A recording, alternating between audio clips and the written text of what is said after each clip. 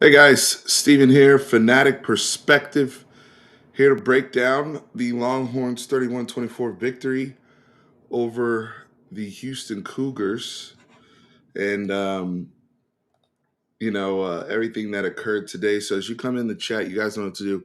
Hit that like button, show some love. If you want to participate in the chat and just want to support the channel, please subscribe. Me asking you to hit that subscribe button, follow us to engage and be a part of the community. Uh, I've been out just starting real quick, because we're going to jump right into ball. This week has been a tough one for me personally. Have a lot going on family wise, and just various obligations. So y'all stick with me. We will have try to get back to our normal content this week, but this past week was tough. So just blessed to be back home. I had to relocate to a different room and whatnot. So a lot of things going on, but it's funny because this game, somebody said, bro, that was rough. This game was as rough as my life has been the last week. So hanging in there, but Texas hung in there today and won. Right. So first off, a win's a win. 6-1. Texas 6-1. Everything's still in front of us. A lot to talk about. Obviously, Quinn Ewers not being available. The finish of this game, considering being up 21-0, is very frustrating. Only scoring 10 points the rest of the way, and really needing that big Cedric Baxter touchdown at the end of the game to obviously win this. It's frustrating, and quite frankly, coming off of a bye week where we go into a bye week with a loss. It's one thing, CC. I sent out a tweet today that some of the OU fans predictably got very sensitive about, because that's the type of people that they are. Um, but I expected their football team, OU versus UCF, to be slow because they won going into the bye week and they were undefeated. And I expected them to have that hangover and an emotional high, very similar to us playing Wyoming after we had beaten Alabama. I expected that from them. But what I was hearing from the Texas team that had gone into a bye and lost was we were going to come out pissed off, right? We were fired up to get back. We want to get that every single BS narrative and talking point that you hear coming out of a bye week, right? Where a team goes into a bye on a L. You heard that the last couple weeks.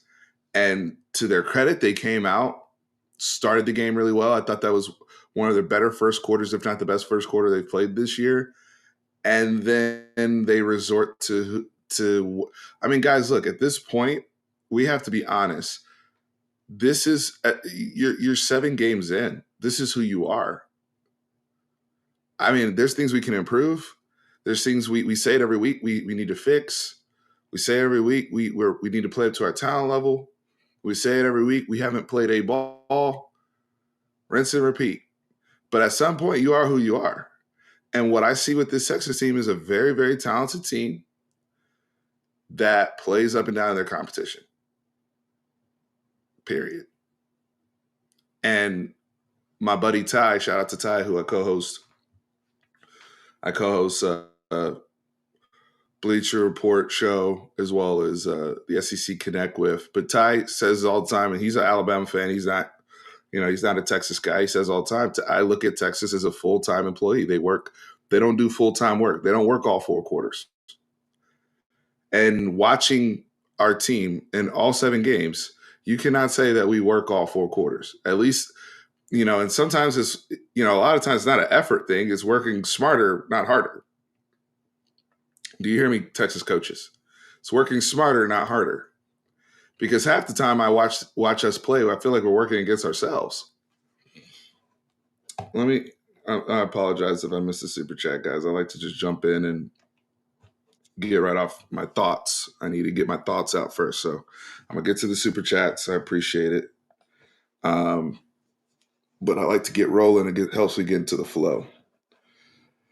It's Yeah, I mean, this team, and appreciate the donation. Really do. Thank you, Darren. Gross win. Sark has a lot to fix. I'm sick of him coaching not to lose, getting unbearable. Safety and edge plays flat out bad. Uh, I'll get to the positions because some of this is we don't have the right personnel. Let's just be frank. Um, or the personnel is not developed yet to where we need it to be. Because I do think we have a lot. Obviously, we have very talented players. Some of them guys just aren't there yet. Some guys that are out there just aren't the right personnel fit for what we're trying to do. I also think a lot of it is coaching. I see us getting out coached. You can't tell me that coaching is not a culprit here with the effort we saw out there coming out off a bye week against this Houston team where there were comments about, and conversations about Dana Holgerson's future at Houston, him potentially coaching for his job and crap like that. Like these are the teams where you come out, if you're really serious about, all right, we want to be the team that we know we can be and the team that people talk about. You come out here and you put them in the dirt. Like I thought they were trying to do it initially, because what played out at the end of this game was what I had feared from the beginning of the season when I saw this nonsense against Rice. And many of you push back when Tran, myself, Karen comes on, and you guys say we're nitpicking things, and we saw the bad habits appear against Oklahoma in a winnable game. And we see the bad habits appear again where we could have really had separation against Houston. Again, thankful we won the game. At the end of the day, we won the game. Move on to BYU. But Malik Murphy enters this game. Quinn Ewers got hurt. I'm going to get to his injury in a second, by the way, because I'm not pleased about it. But Quinn Ewers gets hurt. Malik Murphy comes into this game, and predictably, he is just a lot of nerves. He's fired up. He throws the football 90 miles an hour down the field towards AD that's not really catchable. And, we got to really just walk off this game. And fortunately, our run game and our offensive line, those guys stepped up. Jonathan Brooks stepped up. Cedric Baxter stepped up. He looks you can tell he's gotten healthy during the bye week. So there's some positives we're going to talk about. I think Shtavian Sanders looks healthier. I think Jonathan Brooks looks healthier. There's some guys that found their bodies back during the bye week. That's a good thing. But don't you think that Malik Murphy would have benefited if he had gotten a chance, if we had gotten our work done earlier in the season to get, those are the snaps he needed? Because now we're throwing him into a game where game speed is an issue, right? And it's not, yes, as a backup quarterback, you're always one play away. I'm not ignorant to that. But a lot of these teams, the better teams, they're able to get their quarterbacks reps and get them work and let them see them matriculated drive down the field. So frustrating that we're now in a position going into a week against BYU where we're going to be playing grown men. Now it's going to be Malik or Arch, or Malik and Arch, with very limited work. That's a tough spot. And you're almost showing your hand, if you're Sark, of what you're going to have to do around the football going into next week. So it's going to be very interesting. It'll be very, very interesting. Safety and edge play flat out. But yeah, I'll get to that stuff. Look, the PK stuff, I've been defending PK for the work he's done with this group and how he's helped develop our group. This was bad. And it's coming off the heels of, again, a loss where we got exposed when we finally started playing quarterbacks that are pushing the ball down the field, that throw the football a lot. And we're playing, again, Donovan Smith, by the way, who beat us at Texas Tech last year, got demoted, transfers, has been mediocre this year at Houston, and lights us up again. So welcome back, Donovan Smith. And, we're facing Air Raid, we're facing Matthew Golden, we're facing some of these tight ends that can really, really run. and it's an issue. They're eating up that quarters match coverage that we do. They're eating up the space. We are flat-footed so many times, and I think the frustration with PK is as much as we've seen individual development with a lot of players, and in some cases whole groups like our interior defensive line, there are shortcomings, and now guys flat out getting exposed in coverage. I'm going to give you my opinion with the coverage thing because this is where, and I haven't said this in the channel in a long time, this is where we may need to consider staff changes on the back end to make sure that it is appropriately married to what we are trying to accomplish scheme-wise for this football team. When all of the issues I see are more on the staff in terms of the technique and what they are telling these players or however they're communicating it. The reason being is we're 3 years in, I'll excuse year one, but a lot of the busts that I see, a lot of the communication errors that I see, a lot of the flat-footedness I see, you cannot tie that to one Texas DB. Now, there are some Texas DBs that get targeted more than others, but I'm going to tell you this straight up. I don't care if you want to pick on Keaton Crawford, if you want to pick on, Holmes, if you want to pick on Terrence Brooks, none of these guys came into Texas playing off on a man 10 to 12 yards off.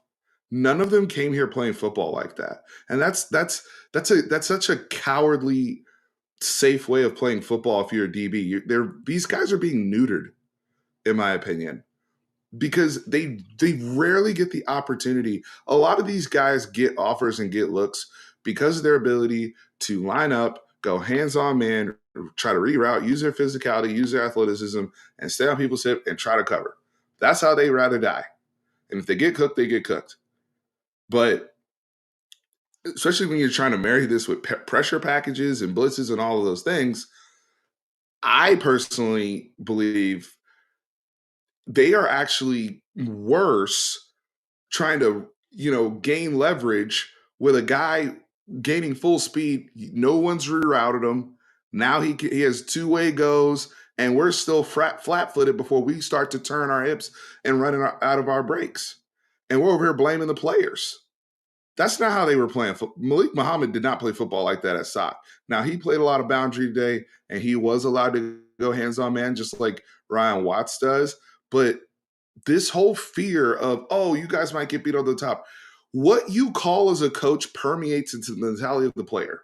What you call as a coach tells your players whether or not I believe in you or not. And when you're playing everybody 10 yards off and you're playing these shell coverages and conceding these yards, and this is me just fundamentally, I don't agree with the bend, don't break mentality as a football mindset.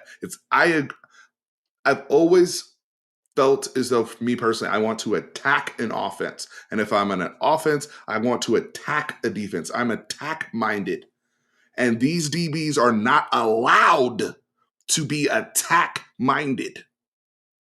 They are being taught by the sake of the coverage that we are playing. The mentality that they're instilling in them is, we just don't want y'all to get beat. And that's why they're getting eaten alive underneath. And you've cut their balls off, and now they have no confidence to come up there. Guys are used to making plays and being instinctive and jumping routes, man, and trying to make things happen and rerouting guys and being physical. If I get called for a penalty, I get called for a penalty. But damn it, I'm not giving up inside leverage and letting this guy catch the ball across my face anymore, coach. I'm here to play football. Put my mouthpiece in. Line up. I trust my tech. I trust Keaton Crawford's technique better that way when I saw him in high school than I do him playing a mile away trying to cover a tight end that's already full go, and then he stutter steps and he's completely out of position because he's still flat foot, and he's in this protective reactive position. So fundamentally, I don't agree with it, and I think they should consider personnel changes on the back end. That's my opinion. I don't care. I don't give a damn who disagrees with it. I don't like the way they play football back there. That's why you don't see the turnovers you get. And then you marry that with the fact that they don't get the pressure, that they consistently get the pressure up front. It becomes Death by 1,000 paper cuts. So that's my 2 cents on it. Let me catch up on the chat because I know I'm behind. That's how I feel about the whole PK thing. This it's frustrating. I'm not all the way. I'm not out on Sark or. I know I see a lot of people. Uh, I see a lot of people are already cooking the.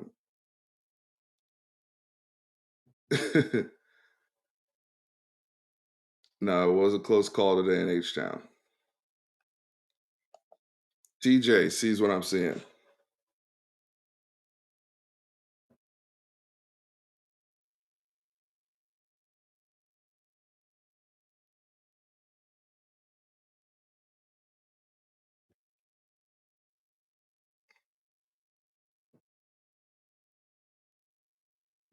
Now, seriously, guys, I feel as though when you play a certain type of way all the time, you are literally taking away that player's instinct. They did not get to college playing 10 yards off of dudes every week. I guarantee you. You don't even do that in 7-on-7. At some point, you got to line up and play football and cover somebody. That's how you get noticed. Can you flip your hips or not? Can you read? What are you good at? Do you have long arms? Are you good at staying connected on somebody's hip? Are you good at your mirror technique? Well, what mirror technique am I going to do from 12 yards away? That's I'm getting cooked. Or you sit it down in front of me.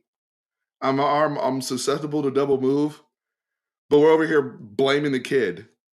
Oh, Terrence Brooks getting cooked. There's a reason why it doesn't matter. Look at Deshaun Jameson, Anthony Cook. We had different people last year. We had different people the year before. At some point, you got to look at how they are being used. And the fact that these Texas DBs keep going to the NFL and making rosters and they're playing on Sundays, but we were over here trashing them and all this type of stuff. I hope y'all see what I see.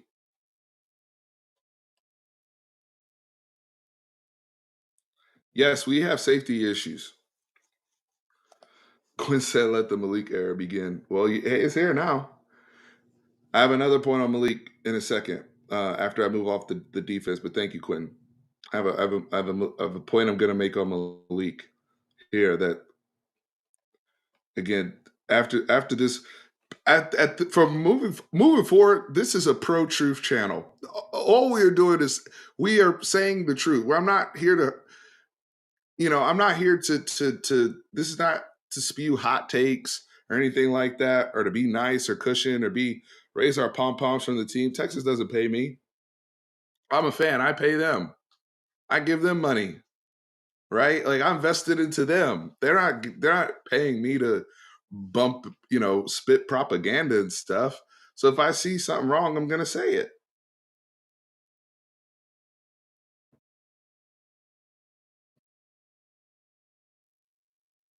Ryan Watts is missed, but again, you guys, it's easy to say, "Oh, the DBs are ass now," when they haven't even gotten a position. They haven't even been put in a position to be good. Now the safeties are. We have issues with safeties from a limit. We have limitations at safety.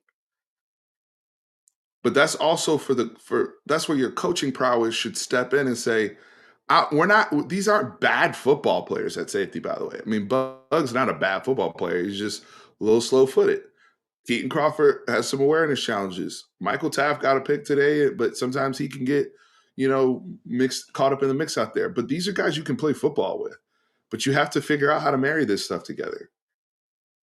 And I feel like we have issues at times where you see this around coaching at every level, where are you trying to coach up your players? Are you running the scheme that's best for the players and personnel that you currently have?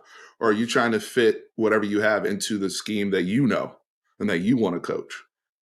And there's no negotiation with that. I would have hoped that Texas coaches had asked themselves that during the bye week. But at this point, like I said at the beginning of the video, we're a 6-1 football team. This is for better or for worse, by the way. We're a 6-1 football team. That's who we are. We're a team that can figure out how to win football games so far. We're a team that scored 30 points every game. So we're pretty consistent in that area. But our average, our floor and our ceiling are very close together, if you know what I mean. Because the most we've scored is 40, but we haven't scored below 30. So we're pretty consistent in that area. But we're also consistent in playing down to the opponent, playing up to the. It doesn't matter what opponent we play, we're scoring 30 something points. We ain't gonna go over 40. We're not gonna be under 30. Doesn't matter who we play. It doesn't matter who we play. We're gonna give it up downfield at some point in the game. It doesn't matter who we play. It doesn't matter what offense you're running. At some point, we're gonna give it up down the field. At some point, if you have moderate quarterback play, you'll be able to dink and dunk us because we're afraid to challenge and play football at the line of scrimmage with our defensive backs. I'm not saying it's their fault. I'm saying that's what the coaches tell you with their alignments.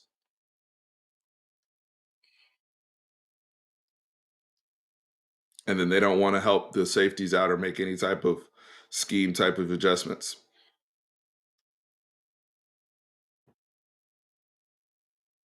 Those crossing routes you guys are talking about, Houston was running a lot of mesh concept from what I saw, heavy mesh.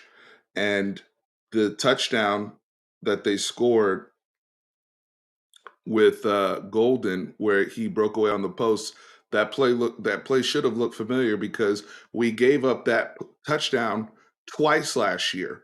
From my standpoint, now I could be wrong, but it looked like a switch release to the post inside, and that looked very similar to what TCU did with QJ last year when they got wide open with Terrence Brooks and Anthony Cook, where they had a miscommunication issue. And you look at Terrence Brooks and Michael Taft, and they're looking at each other when Golden's wide open for the post. Oh, by the way, we saw that again with Cade Warner off of a release against Kansas State, where we gave up a skinny post for a touchdown, wide open, like hit your head on the goalpost wide open. So don't think that Dana Holgorsen didn't see something. It may not have been the exact same play, but it was the same concept because they see something that's broken. It breaks a rule in our coverage. Whatever these offensive coaches are seeing when they watch the film and how we marry our coverages, they see something they're seeing a beater that's going to bust that coverage. It happened twice last year with that post, and we saw it straight up and down here again today.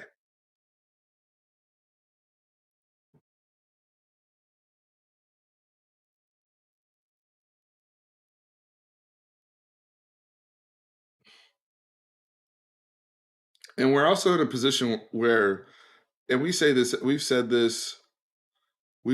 for since I've had this channel about where every team's Super Bowl. At this point, I'm not watching. I'm gonna go back and watch the Texas Tech BYU game. Um, but you need to at this point, everybody we play is going to be at their absolute best. Nobody's going to have an off week against us. And look, OU fans can say whatever they want to say. They played their Super Bowl lights out, and they may not have played an A game from an execution standpoint, but from an energy, motivation, determination, every intangible measure, they wanted to die for that victory. Okay, but here's the thing: I'm not saying that as a knock against them. I'm saying we don't ever match. We don't come with that energy unless it's Bama. We don't. We don't. We're here. We show up. We show up, we play. We give a good professional effort. We show up to play ball. I don't see us slagging. I don't see us out there where it's like, damn, like guys aren't even going after the ball for Quinn, or guys aren't blocking, or I don't see those things. I really don't. I thought our offense, for the most part, in the first half, executed quite well for what we were running. But what we do, where we get beat, and this is where I got to talk to Sark. It's time to talk about Sark. Our situational mentality as a program is trash, in my opinion. Steve Sarkeesian, that starts with you. I can't stand the fact that we're down there and he still struggles to feel the game. It's 21-7. You're up 21-7. We got a field goal attempt. Let Burt Auburn kick that thing through 24-7. You're up 3 scores. Get a stop going to halftime. That's situational mindset. We gotta be on the sideline saying, hey guys, we work on this, we drill it, we win last 3 minute period. This is where we rise. We play with a different level of intensity the last 3 minutes of a half, the first 3 minutes of a half, the last 3 minutes or whatever it is. But instead, we do a fake field goal. Are you fucking kidding me? Are you I couldn't believe what I was seeing. Not like, just with no regard for momentum of the game, no respect for momentum of the game, and you predictably give it up. And it's funny because the play calling even felt different after that fake field goal. The whole energy changed. I get okay. We gave up a touchdown. Houston was going to score. We gave up a touchdown early in the game, but we have gone right back down the field, and to do a fake field goal, it's gross.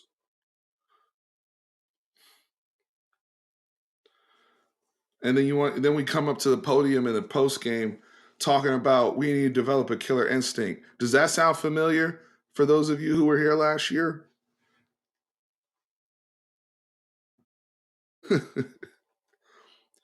Look, we have to talk like this if we want to win the damn conference. If we're comfortable going 8-5 or 9-3 or what, let me say this: if we're comfortable just winning 10 games, if we're like seriously, if we're comfortable just winning 10 games, that's it. Then we don't need to be. I don't need to be raising my voice because they won the game. They're 6-1. They're on their way to that. We should be good. I'm talking as if we're trying to win a championship in the Big 12. I'm talking as if we're trying to get back to Arlington and what I need to see if they're the number 8 team in the country. They're not that far away from playoff consideration. But I can't be serious about even thinking about that right now with this consistent gaps I see every single week, every single game. Big gaps. And then when they learn their lesson about something, when they fix something, they create a hole somewhere else. Love the fact that y'all went to the Savion package on the goal line now, and you're running at the goal line. Great. That's a great lesson learned from the OU game. You should have ran it down there to begin with. That should have been a no-brainer the week before. Y'all fixed that during the bye week. Great job by the staff. But then you go back to doing dumb shit like running QB sneaks, when you know you can't do a QB sneak with Quinn and Jake Majors. Like, they just don't know how to do it. So why even ask them to do it at this point? That's what I'm talking about. I've never seen them execute a QB sneak. They literally suck at it. They don't know what they're doing. Stop it.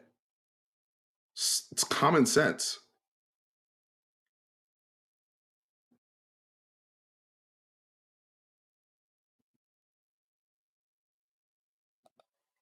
Terrence Brooks, if he's going to get cooked,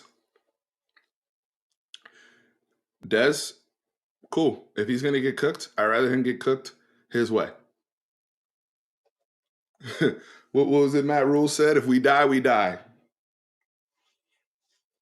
That's what Matt Rule said. If we die, we die. If I die, Dez, I'm gonna ask you, if would you rather die trying to be aggressive and play a technique that you know you can play and you're comfortable with, or being passive and playing off and then trying to guess and jump, and backpedal, and then you're flat-footed and get cooked anyway playing soft?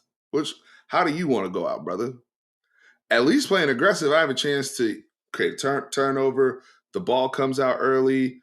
The receiver, I reroute the receiver to where he's not really at his landmark like he should be for his quarterback. There's a lot of things that can happen. I get a penalty. They get a penalty. They fall. But when you're just giving people free release, it becomes psychological in my opinion.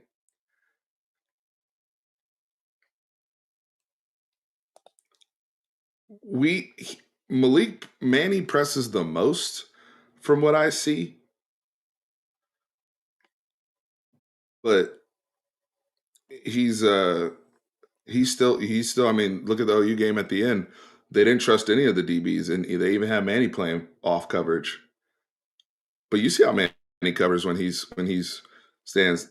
That's one thing you don't have to reteach from high school. He knows how to lock in and hands on man. Let's play football.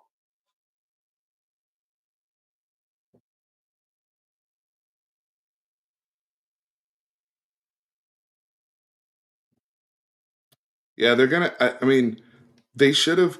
Jalen Catalon didn't play today. Jade Barron, for whatever happened with him, I don't know. He only played the second half. They, there was if you were going to rework personnel groupings, it was going to happen during the bye. It seemed like we played a lot of guys. That's the other thing I have a note for though. Um, with Sark, uh, that I want to touch on. This 3-3-5 defense has not only become your kryptonite. You got teams like Houston doesn't even run a 3-3-5. Run a 3-3-5. They installed that rightfully so because everybody else does that against us.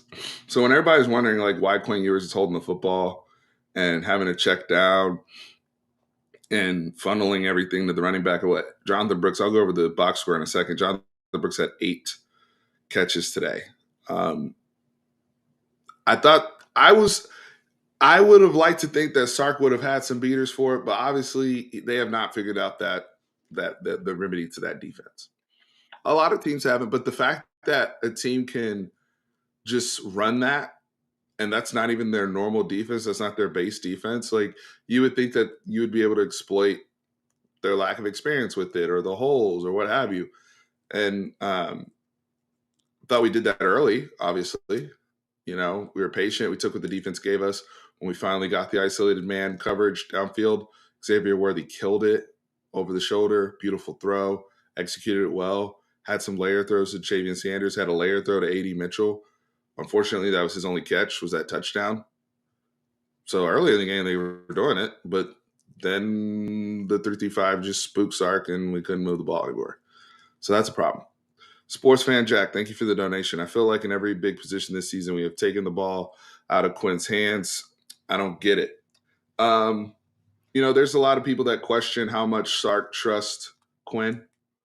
Um, and there's a lot of people that question some of those decisions. Some of it is this cute little recent coaching trend that's become where when you get down in field goal range and it's 3rd and 7 or 3rd and 6, you run the ball. It's like a 2-for-1 mentality. You run the ball to see what you can do on 4th down. If it's 4th and 2, you go for it automatically and run a play there instead of just running a play in general to get 6 or 7 yards.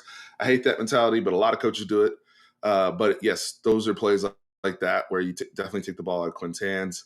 And, it's interesting. I mean, this is a guy that started the game today, I think 15 of 16 or 16 of 17 coming off of a half against OU where he was 24-25. That's an ungodly level of proficiency throwing the but, you know, some of that and Quinn's decision making, I mean, he wasn't trying to force the ball into coverage down the field. I mean, there was only, I think, one pass that was even maybe interceptable that he threw today. So he was pretty safe in making good decisions with the football and taking care of it. But overall, I think Sark, where you're going with this though, is Sark doesn't trust Quinn from a standpoint of being maybe the quickest guy to process certain things, which is where Quinn may take some sacks, doesn't see it as quickly or things like that. But I've always said Quinn should be running more RPO type stuff. Sark wants to do it a certain way. And Quinn's navigated it well overall. I don't think Quinn was the problem today. But he made a bad decision running the football, trying to go head up with David Agwebu. That was stupid. You first and foremost, your health matters, dude. If you're a starting quarterback here for West, you're 195 pounds. I just didn't understand that decision by Quinn to run up there like that. I didn't understand it.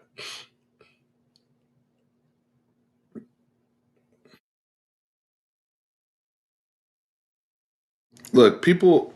I feel like a lot of people that try to bump hate on Quinn for whatever reason, y'all are pushing a narrative at this point, and I'm tired. I don't even. I'm not going to debate with all the problems we have on this team and staff.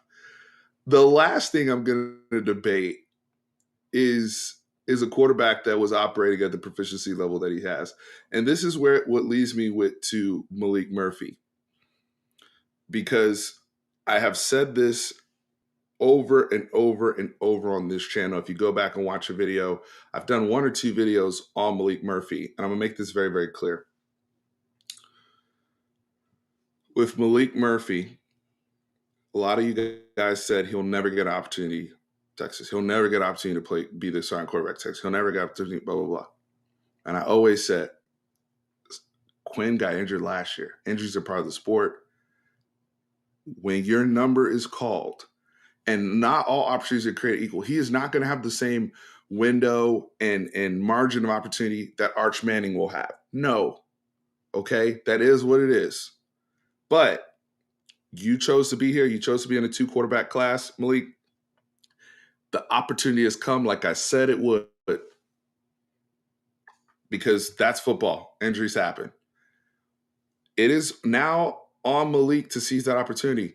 But if you're expecting Malik to go out there and operate and throw the football around the lot with the same level of proficiency as Quinn Ewers in the middle of the season with little experience, I don't think that's fair to Malik.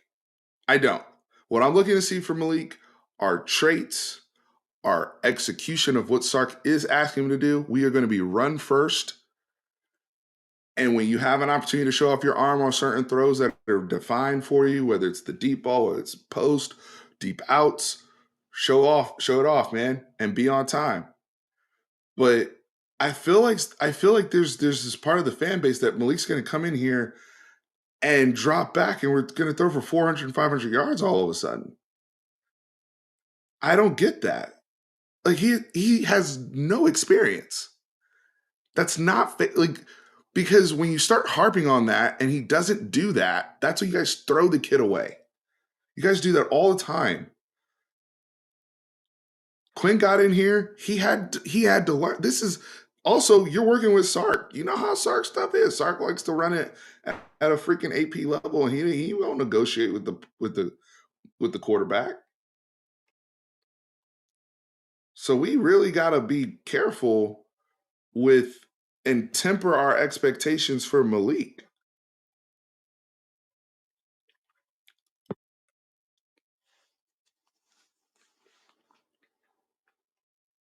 Yeah, they might not throw it as much, but hey Malik, when you hit that back foot, we're gonna try to. Other guys on the team, by the way, offensive line, Jatavian Sanders, Xavier Worthy, Ad Mitchell, everybody's gonna have to step up around Malik. And when Arch gets in there, if they try to throw Arch in there, everybody's gonna have to step up around Arch. Running backs included. Every single player on this team, you have to step up around when you're not just playing a backup quarterback, but backup quarterback with zero experience that has not been in this environment before. You have to step up. That means if you're a receiver, I need your catch radius to be even more than it was with Quinn. I need you to protect. If that ball's about to be a pick, I need you to go be a DB and knock that down. We need to protect his mind. We need to protect his head, his mental. Running backs, we can't miss pass pro assignments this week. Offensive line, I don't I don't need to say anything. Center, interior line, get your communication on point. We can't have A gap heaters with Malik. So those things, yeah, I expect Quinn to navigate some of that stuff, because Quinn's been playing football long enough for us now to where he's seen so many reps. He should be able to fix some things. I don't have those expectations for Malik. That is not fair. But those of you who keep pumping this stuff about he's going to come in and just be this magical unicorn of a player that's going to, no, that's not fair. That's not realistic, in my opinion.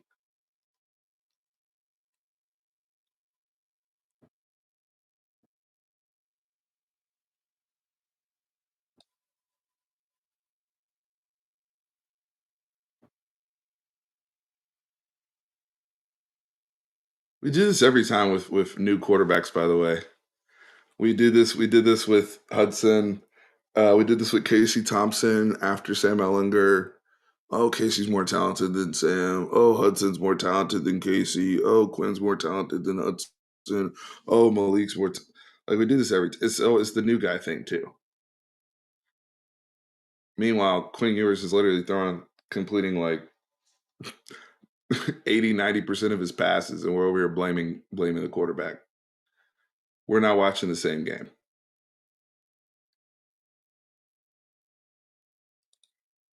But again, Quinn Ewers, if I'm the NFL, that decision to run into David Agwebu, I get it. You're competing, you're fiery, you're running around, you're trying to make a play for your team, is foolish. Is foolish. Quentin said it happened with Caleb. Show me the other examples.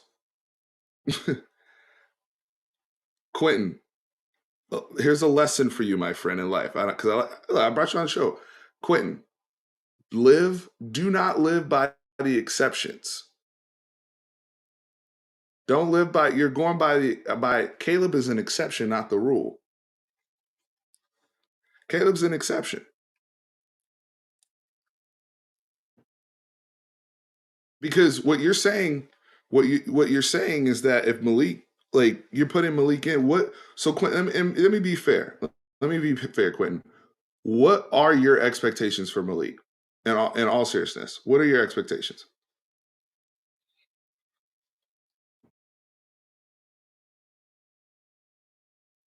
Like you don't think that he needs? Do you think experience matters in this sport? Reps? Like you don't think that like because he came in. If that's the case, he would have nailed the throw to AD Mitchell. The boy came in, looked nervous as hell, and threw a rocket to somebody's knees. Wasn't even close, which I expected. So when Caleb Williams got in, he would throw dimes. So right off the bat, like it's not the same. I'm not going to compare somebody to one of the greatest college quarterbacks we've ever seen. I don't think that's fair. Game manager, don't turn the ball over. That's fair. That's fair. I don't see Quinn turning the ball over because I think you guys were saying, and maybe it wasn't you, saying that he's going to outperform Quinn or this offense is going to take off. But um, game management and turnovers have been a strength of ours offensively. I think our issue more so has been third downs. If I show the stats today because I want to make sure let me make sure I didn't miss anybody else's super chat before I show this.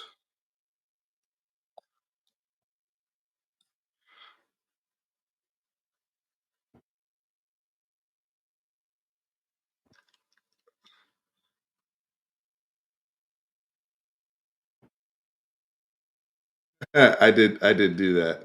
I saw somebody else say I tweeted about the team and they fell off a cliff. The prompt, yeah, it's Sark doesn't know how to navigate this defense, man. I don't know how to tell you. I don't know what else to tell you. I don't know what else to tell you, man.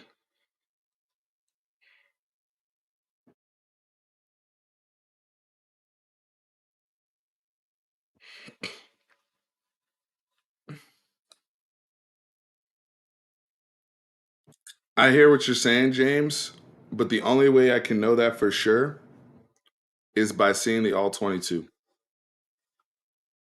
All we know is that Houston was running that coverage. Like, because if we see the all 20, if we look at the all 22, then we can say, okay, what was we know because when you're playing quarterback, you're not going to see everything at once. You have reads in a certain direction, and you have what they call a progression. It's a progression pattern, right? You go through series of progressions, so you're not going to see everything at once. Okay, but if we look at the all 22, we can see, okay, clearly that was something he should have seen, or clearly that was an opportunity he could have taken. Would have been safe. He would have been able to complete a pass downfield. He decided to check it down. He was being gun shy. We can look at those things, because I believe you about our weapons, but I've also seen on the L22 where our route concepts and things are getting covered up. I do see sometimes where these getting bracketed. Now Worthy had another quiet 92 yards today, and he continues to have a really good season. Um, but finding those holes there in the coverage is tough, and that's something now Malik Murphy's going to have to navigate, because they kept playing that defense when he got in. The ball that he threw to AD Mitchell, that was a little hole there in that coverage, right? So we won't know that until we really look at, they look at the film. We can't just blame, just because the quarterback's patting the ball and checking the ball down. Unless you're watching an all 22 copy on TV and know where he's supposed to go, right? Who's one, two, three in the, or in Sark's system, it's more of a high-low progression. One, two, three, whatever it is. Quinn kept getting to 3-4, going high-low, and 4 is like Jonathan Brooks. He kept getting back, like, so whatever he's reading as he's going through it. Now, a lot of you are saying Quinn reads too slow, or that, hey, if that's your opinion, I'm not gonna fight you on it. But he kept getting back to the check down, which is sometimes 4 or 5 in the progression. So I don't know. But I would feel more comfortable with the backup and Malik had we had gotten him that work. I think it was important to get him that work, and we didn't do it. I hope that we're able to run the ball so well, and Malik takes care of the ball, and we can get through this, and Quinn comes back at some point, and we can keep it rolling. Because a lot of you guys that say Quinn isn't it, and ask all these questions about Quinn. Somebody in the chat, give me what is Quinn Ewers' record as a starting quarterback here at Texas so far, including his loss to Washington. Somebody pull that information for me. You better be right, because I'm going to check you on it. Somebody help me out with that stat. What is Quinn Ewers' starting record as starting quarterback? And look, I was Josh was here too. I know Josh was here when I was like this. I know Josh was here. I was as critical of Quinn as anybody to start the season, especially with how he was moving in the pocket. And he has improved, y'all. He has improved. But I was as critical as anybody. I was on Quinn's ass about that stuff. No doubt about it. So I'm not here to say, like, I'm telling you, like, I've been like, this is I hold him accountable when I see bad play. But outside of that nasty first quarter he had versus OU, he is not the problem at all from what I'm seeing. And I agree. I think it is more on Sark. Somebody said 12-6. Because here's the thing. What if Malik comes in and he absolutely looks like a freshman? Just has trouble adjusting to the speed of the game. His balls are inconsistent. He's not on time. He's making mistakes. Like, just, growing pain. Like, are we not accounting for any growing pains with a freshman quarterback? What Texas freshman quarterback hasn't had growing pains? Now, we're going to try to mitigate that with our run game and all that. But people right now, people all over our screens. We used to be elite with the screens and stuff, but we've run them so much that people are all over the screens.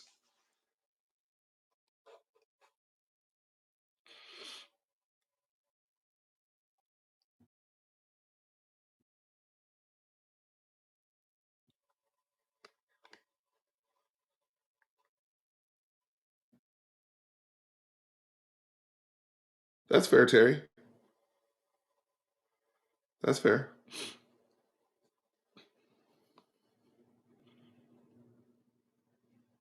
Then you're gonna have to wait for Malika Arch to be that solution after they get experience. Unless y'all just think they're just gonna hop in this offense and be running it with no issues from day one. um, I don't see that.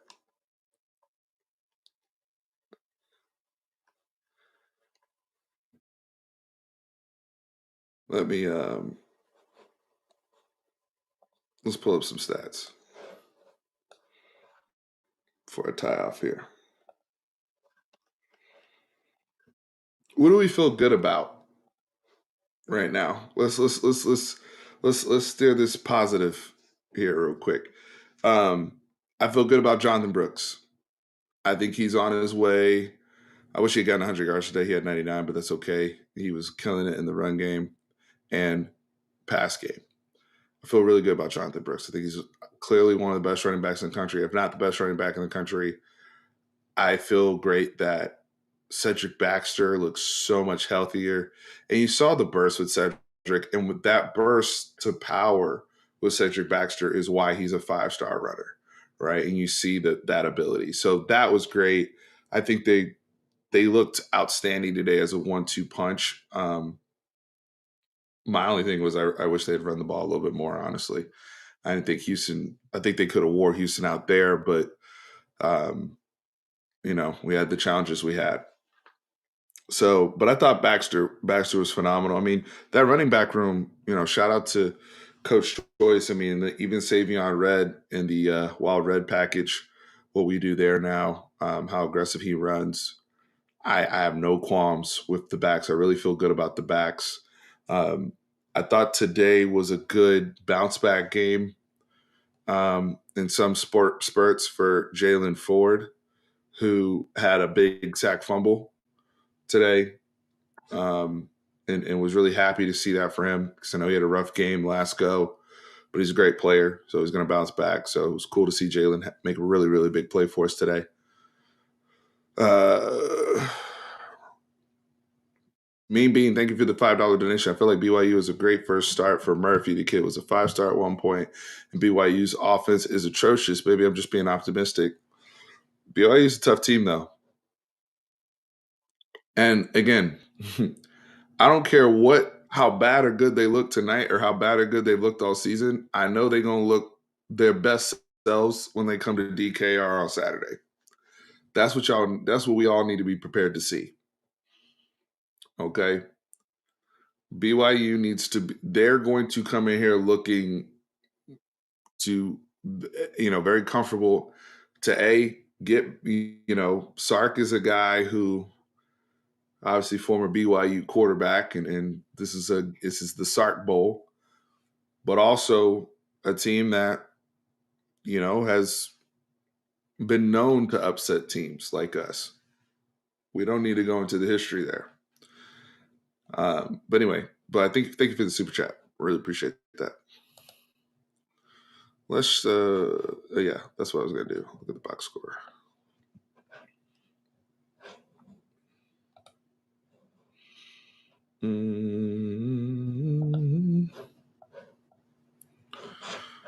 All right.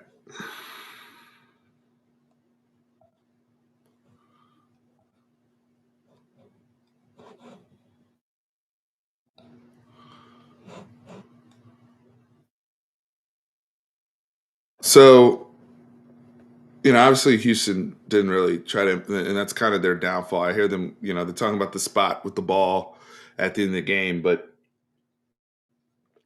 that that fourth and inches, just not running the football, and that was their demise. When you do the sprint rollout and you're relying on so many different things to happen to to convert on that play in that situation, that's really tough, especially with a quarterback that struggles with his accuracy like Donovan does on throws like that. So I thought that was dumb on Dana's part to run that play. Um, Go with the extra blocker and run Donovan Smith. I mean, it was funny because we were more afraid of Donovan Smith's running ability than we probably should have been because we were spying Ant Hill and Jalen Ford at one time and just completely. And I've told you guys this before. I don't like what y'all saw happen in that game with that mesh is why I don't like QB spies a whole bunch because it just takes them out of the play if the quarterback like if I don't care, then you guys are just freaking agility cones out there for all I know. So it was, it's it's frustrating.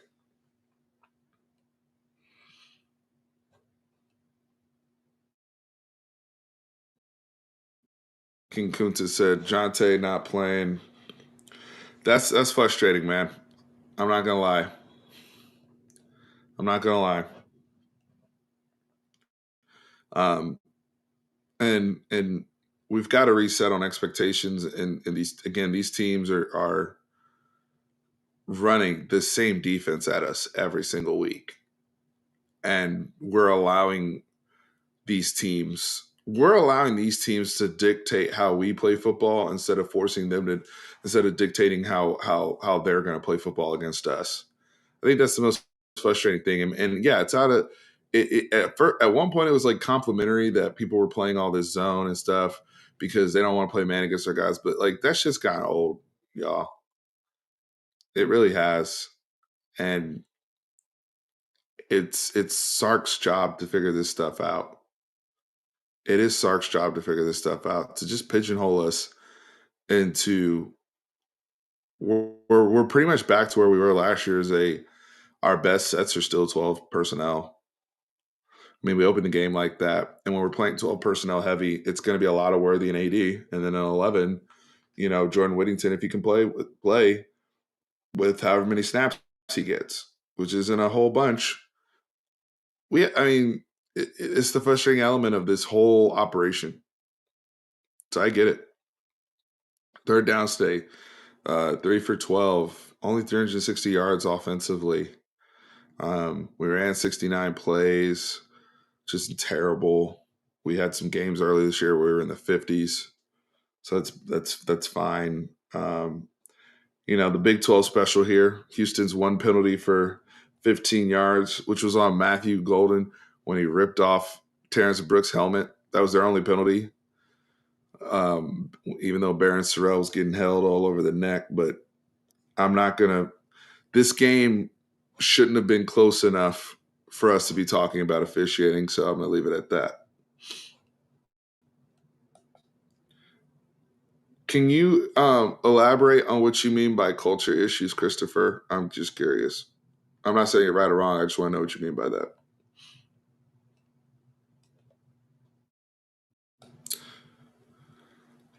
I think from to Quentin's point, in terms of diversity of passing game and weapons, I would say yes.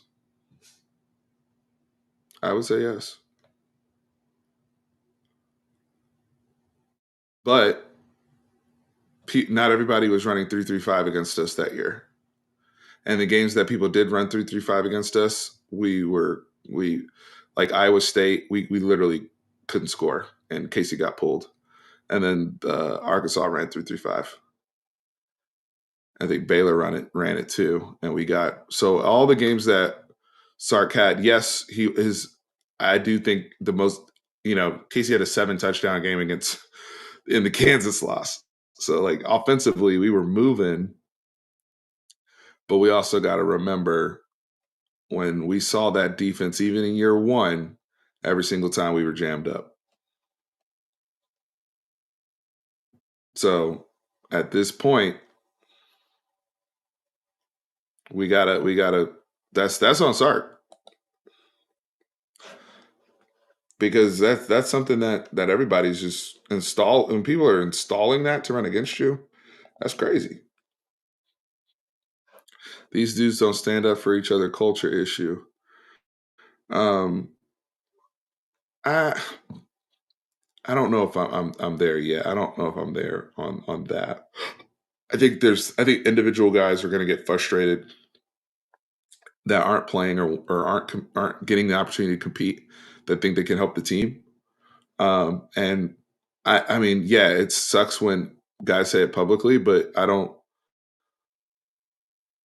think that we have the same culture problems we had a few years ago, but I also don't think that all the problems we had from a few years ago are gone. I think there's some things there. Um, but my thing is, I'm not gonna when you suck in situational settings, that's not a culture issue. That's you not being good and understanding, red zone problems, like running wild red on the red, like at the goal line. That's not a culture problem. That's either play calling or lack of execution, quite frankly, or somebody missing their block. Um, I think culture problems are more so like up and down effort. Uh, our guys quitting on plays or guys not hustling, like, playing for one another, doing unselfish type things, going the extra mile like you see with other teams. I don't see those things. I think they do those things. I do. I see them playing hard. I see them playing hard. But when you start losing, anything can happen too, right? Things can flip real quick. We'll get that out of there. We're done with the box score stuff. I mean, y'all saw the game. Um, yeah. So anyway, what else do we feel good about? Uh, Overall, I feel good about Anthony Hill. I didn't like the penalty that he got in terms of the officiating on, because he got tripped, but just love his effort, and how he sees the game. Derek Williams got beat a couple times, but overall, he's going to be a baller. I think it was good. I think it's a good thing that Jalen Gilbo played as much as he did to just, that's another option, another talented player that maybe we can have him and Jade on the field at the same time, play them at different spots. Oh no.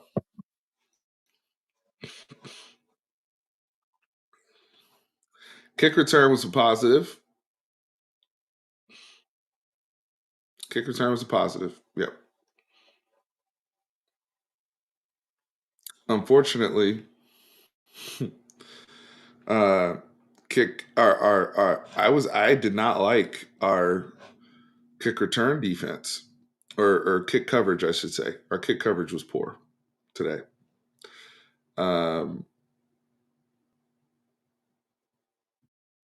whoever the person, I thought it was a personal foul on Hill on the sidelines, but he got tripped. I thought he got tripped into the guy on the long catch and run or whatever it was. But Quinn said Anthony Hill does a lot of dumb stuff.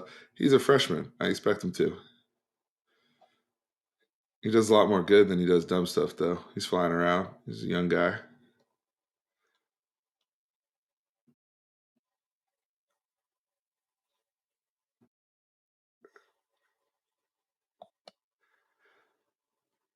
I do think execution is a big issue in the red zone, but I also think that we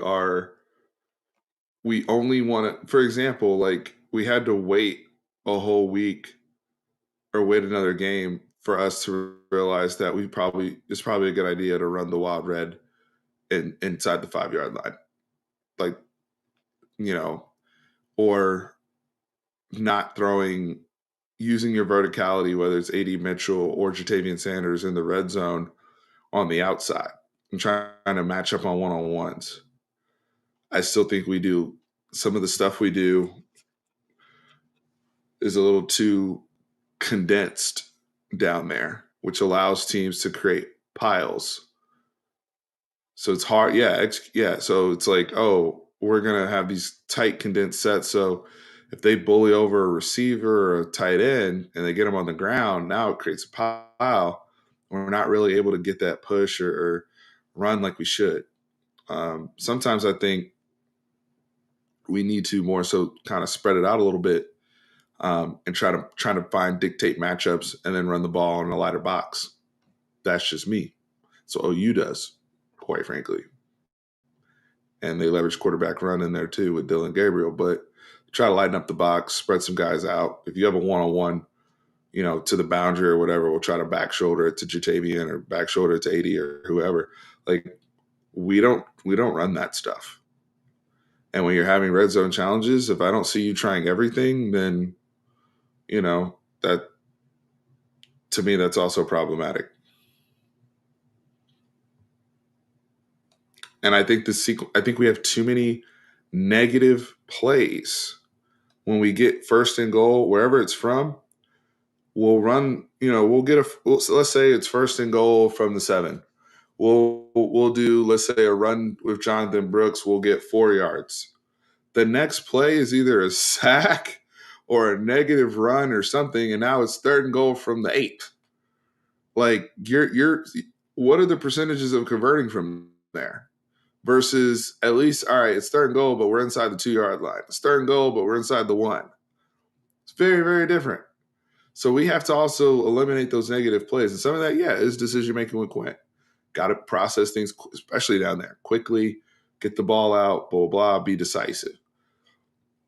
But I don't even see the quick stuff where we just can snap the ball and throw a fade or back shoulder to somebody and just try to isolate the guy.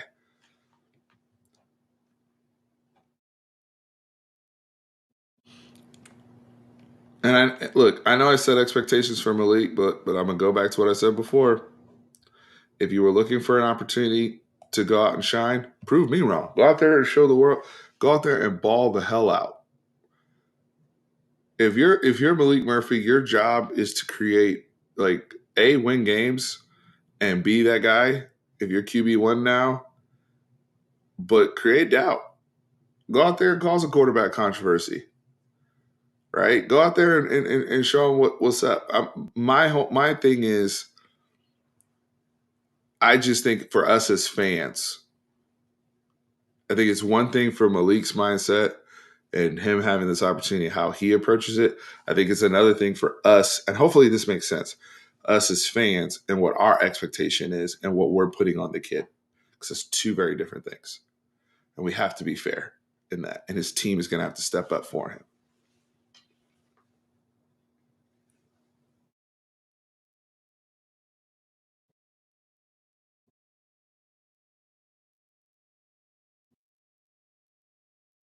All right, I'm getting ready to wrap up here, but I'll address a few more things for the next few minutes.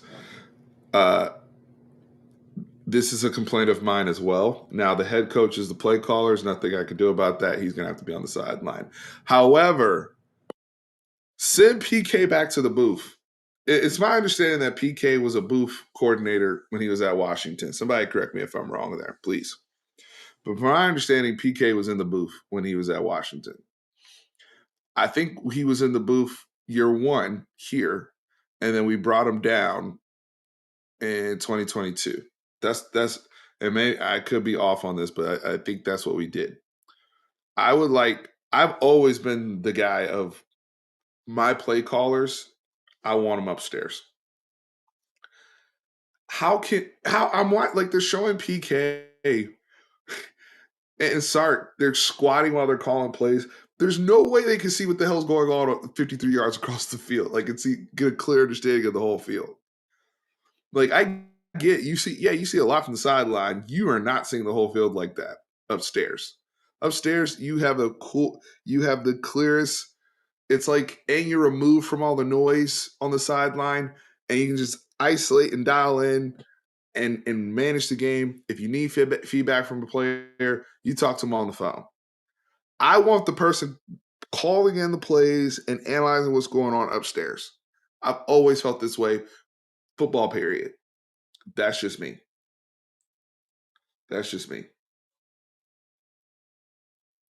When they're over there squatting and going through the play sheet on the sideline, I'm like, do y'all even see what's happening on the other side? Like when you're up in the booth, you can see, their sideline, the substitution patterns, who's running in or who's running off. You start to get, I don't know. I just feel like the feel is different. That's just me. And I think when Sark was an OC, he was a booth guy.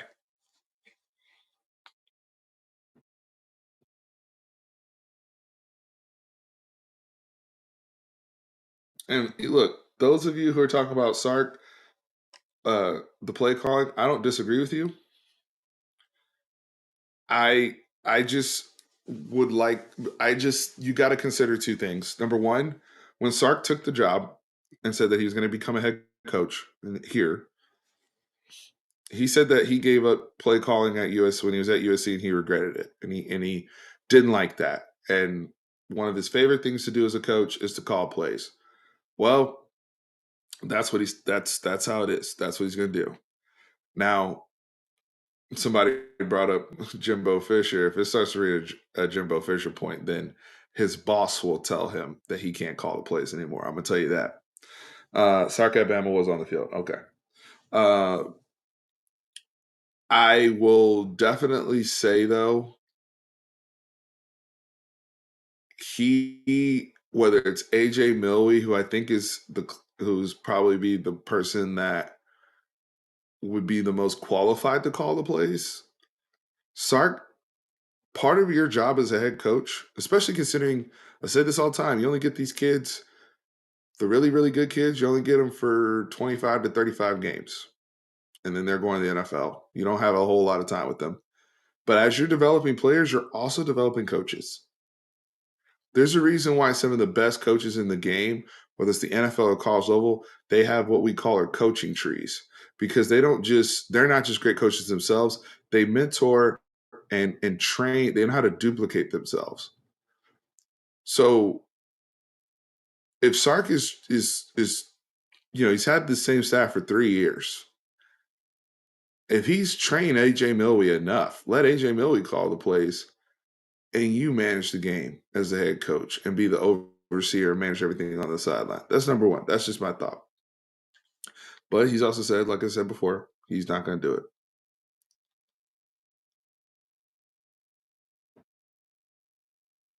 it. Because the game management is poor. There's no debate about that anymore. Texas game management situation is poor. It's poor. Dana Holgerson outcoached us today. Brent Venables out. That's 2 games in a row we've been outcoached. Where if I'm just grading the coaching aspect, we went 1-1 in those games. 2 games in a row we've been outcoached. So it's a thing. It's a thing. But again, developing the staff and all those things, you got to figure that out. Dimple wondered, my question to you is this: how does he improve then? How does he improve in that area? Hopefully, there's an answer to that. Because I agree with you. I think he is a great play caller. I agree with that. I think he's a great offensive mind. And just because, and as a head coach too, you can override. He still has a headset on. You say, no, AJ, we're going with this. Or AJ, I want to run this. And that's why I've said too, even with the defense, when we're playing so soft and you see a team getting momentum, you as a head coach can tell your defensive coordinator, you don't have to tell, you may not know all the calls or verbiage and all that, but you can tell PK, hey man, look, we need to be more aggressive with our DBs. I want to put a call and make them play up. You can whatever you want to. It falls on you. Whatever you want to see, make sure that they run that. It falls on you.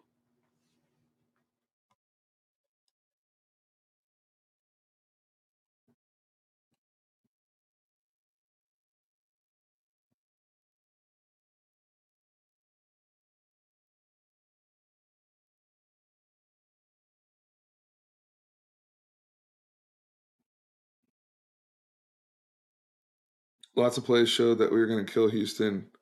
I mean, I want us to be confident though, and trying to step on somebody's neck. Like that goes to to Sark's whole point at the press conference today about killer instinct.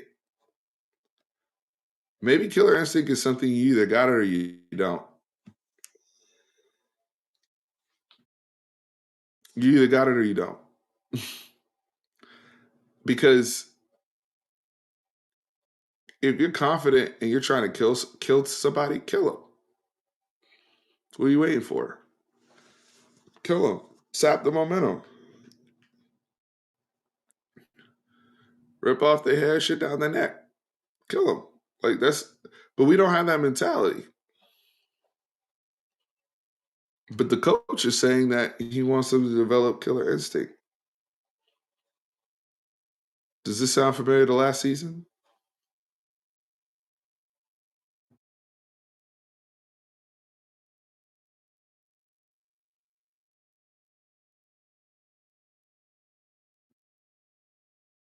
We're not acting like we're great, G man. We haven't played an A game all year, man. We frustrated because, as I said before, yeah, 6-1. We're happy about that. We're happy we got the win. I've said that multiple times in this show. But look, we are who we are. We play up and down our competition. We're consistently inconsistent. We're going to get over 30 points. We're going to get at least 30. We're going to get at least 30. We ain't going to get over 40. We play in this area, like we play in a certain area, and it does not matter who we are playing. Georgia, yes, had some bad games. You're absolutely right. They had some, but they didn't. They weren't bad every week. That's why they're champs. They had turn-up games too. We have not seen that from Texas. We saw them play well against Bama and win, yeah. But even the Bama game, they played the same type of way they play against everybody else. They just played with probably a greater intensity and physicality. And obviously, we're up for the opponent, but the execution challenges and some of the things we're seeing and talking about here have been consistent in all 7 games. So that's who they are at this point. I agree with this comment too. It's the lack of progress in certain areas. Great way. Lack of progress.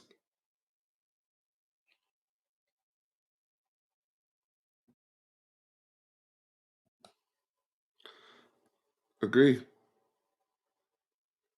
We got away with the win, but somebody has to hold them account. It's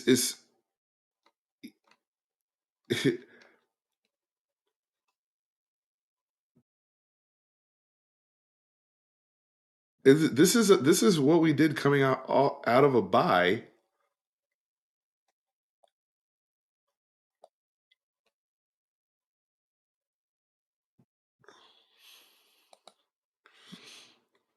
All right. Well, then you must be comfortable going 8-5. If you're trying to win, you have to nitpick and constantly perfect your craft. I enjoy every game I watch. It's a blessing. It's win or lose. But we know what good ball looks like, and I'm never going to be satisfied seeing people not reach their potential.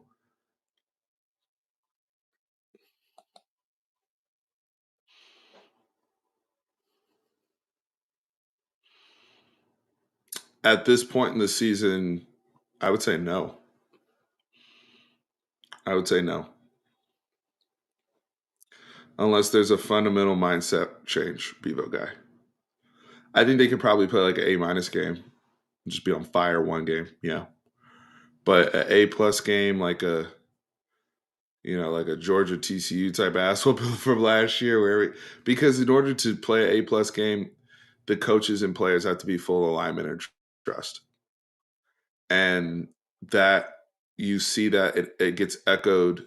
That alignment and trust gets echoed with the play callers, with the play calls, because the play calls are clear markers of the confidence that the coaches have in the players.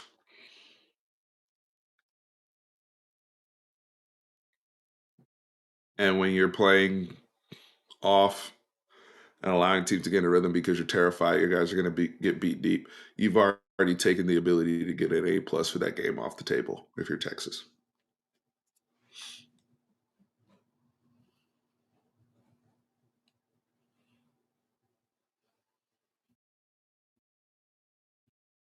Yeah, I mean, today was our chance for A game. It didn't happen. But go back and look at what I said about the DBs, guys. I'm wrapping up here. y'all want to keep blaming the kids. You want to blame the kids and say, "Oh, this so and so." I don't like this group. I don't like. I was, yeah. There are some guys that naturally cover better than others, or naturally execute their assignments better than others. Bug's super smart. Like Bug's always gonna, like certain things he can do instinctively, but fundamentally, they have neutered these DBs. They are not allowed to be aggressive. Like there was a ball even last week or 2 weeks ago. Dylan Gabriel threw to the field to maybe it was Nick Anderson at the end of the game or one of those guys to get the drive started. It was Farouk, I think, and it's one of those things where like Dylan Gabriel just assumed that it was over there and he threw it. I'm like, the confidence that somebody can just throw the field on a curl or out like that from the far hash with all that confidence of knowing that they have no fear of a pick because you're playing so far off that there's like there's no chance that kid jumps that route. It tells you everything you need to know. It tells you everything you need to know, and they completed it. And I'm looking at that play, and I'm like, yeah, that's the play. I think that was the play where Manny Muhammad was lined up damn near 15 yards off line of scrimmage. That's not attack minded. That's coaching. Okay.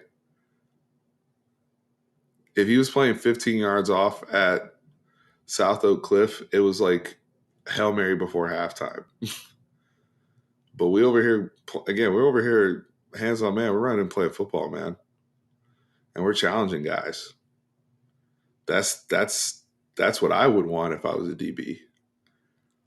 And I don't think that we can solve a lot of these problems with the DBs. They will get beat if we do this. If we change to that's yeah, they will get beat. But you know what? They'll also make a shitload of plays, and at least they'll go out playing confidently. But when you have them playing like that, how, that no, no, no. And then I got to pick up momentum after this guy's already had is already into a 10-yard sprint and turn and run. All right, it's already hard enough. It's a mentality. It's a mentality, and it's fearful to me. Like I don't understand playing bend don't break. You're playing some of these guys are some of these guys are mid quarterbacks, man. Like quarterbacks, I'm gonna tell you, if you're not that great, but you see that type of space and you can get into rhythm, you rather take that than consistently trying to throw balls where you know pressure's coming and you only have a few seconds to get out and you're trying to throw a slant and you're like, ooh, I hope that corner doesn't, that corner's all over my guy, or blah blah blah. Like just the ability to cause how many more deflections you would cause? Tip passes, balls that get ricocheted off next thing you know. But we don't want to. We're not attack minded like that. Now we did play. We tried to press up, and play man at the end of the game. Some of the plays you guys see that Jade Barron makes, or Gilbo makes, or Terrence Brooks makes. That's when they're playing tighter coverage. Even the play that they threw the pick to Taff, Terrence Brooks actually got to play off the hip and was in was on his man, was able to play tight man technique. So we do it sparingly, but our mentality as a defense right now has been don't break, and it stinks, in my opinion. But anyway, I'm gonna sleep on this one, talk to some folks, watch the game again. I fundamentally believe, though, that it is a mentality, and when you play with that mentality, it hurts your players in terms of being playmakers.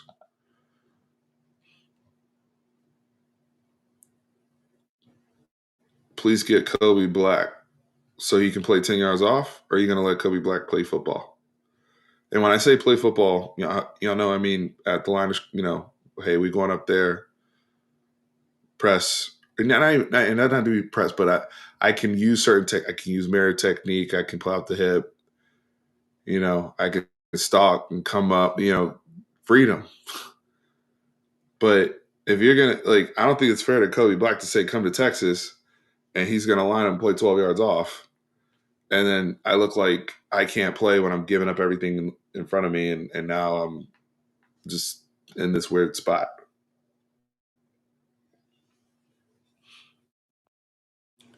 So,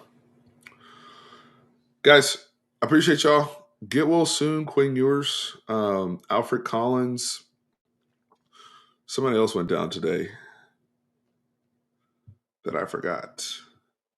But everybody that we have banged up, be great to get Ryan Watts back. I think you guys have seen the value that Ryan Watts brings to this football team the last couple of weeks. And not being available. So we definitely need him. But I'd like to see some of those guys back. So get well soon for all those guys. I appreciate everybody coming on and venting and and talking about this. It kind of feels like we are talking as if we had lost, but we are 6-1. Let's end on a positive here. We have some guys that are having some special seasons, like Jonathan Brooks. I want to give a lot of credit to the offensive line for opening up their holes and having a good day run blocking wise. Good to see Jatavian Sanders back healthy. And, you hold Houston to what? They held Houston to